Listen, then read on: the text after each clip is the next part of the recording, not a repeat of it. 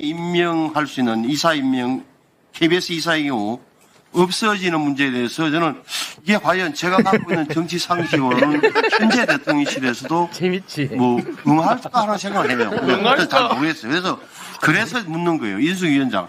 대통령의 지시사항, 방송 3법에 대한 방통위의 입장을 가져보러 한 것은 언제, 어느 자리에서 정확히 어떤 워딩으로 이루어졌습니까? 이 정부는 방송 장악, 언론 장악을 하고 있다는 이야기를 듣고 싶지 않다. 그래서 방통위 안을 만들어 보라라고 하셨고, 내가 스스로 방송 3법 논의를 중단시켰다 이런 말씀을 하셨기 때문에 저는 당연히 대통령 지시사항으로 그 지시에 따라서 안을 만들라고 사무처에 이야기를 했습니다. 저는 대통령으로부터 받은 업무 지시를 따를 수밖에 없습니다. 저희가 확인했는데요. 현재 확인은 되지 않는 사항입니다. 이게 그대로 워딩이에요. 답변 온 거. 그리고 별도의 지시사항이 내려온 것도 없습니다. 들으셨죠, 의원님들? 참고해서 질의하시기 바랍니다.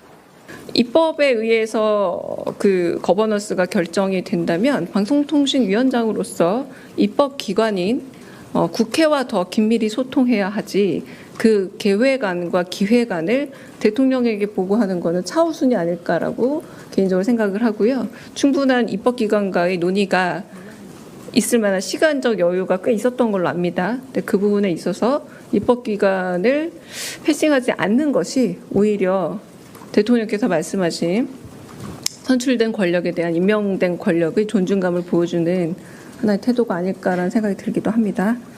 자, 이런 일이 어제 있었던 겁니다. 네.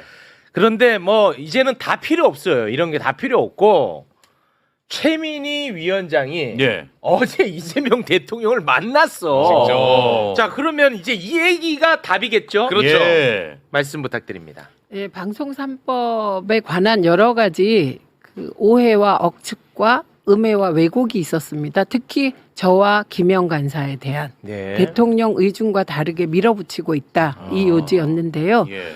그게 사실은 근거가 없는 낭설입니다.